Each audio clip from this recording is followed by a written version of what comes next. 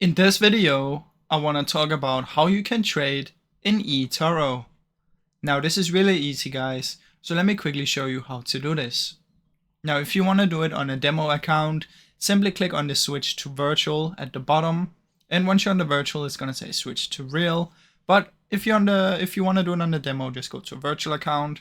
If you want to do it on a real account, go to here and deposit some funds, and now you're ready to trade.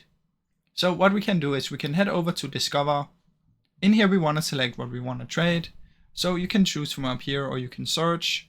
So I'll just search for stocks and I'll just choose one of the popular one. So let me just do Apple.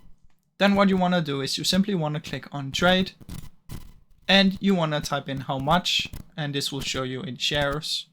And once you've done that, let's just say I want to do 4,000. Press buy, and obviously when the market is open it's gonna buy it.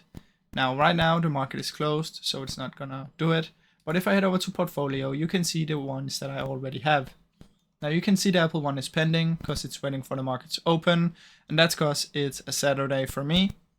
And you can see with the others right here that if I want I can close them in here, or I can click on the individual one that I've made and I can put a stop loss or take profit. I can say I want to take profit when it reaches whichever one, right? Whenever it reaches this price. And that is basically how that works. If you want, you can close it here, or you can do, you only want to close some of it. So I have 10,970. Let's say I only want to close 1,485. I just want to do this and close the trade. So that is basically how that works in eToro, guys. Now I really hope you enjoyed this short video. If you did, please leave a like and subscribe, as it helps me out a ton. Thank you so much for watching.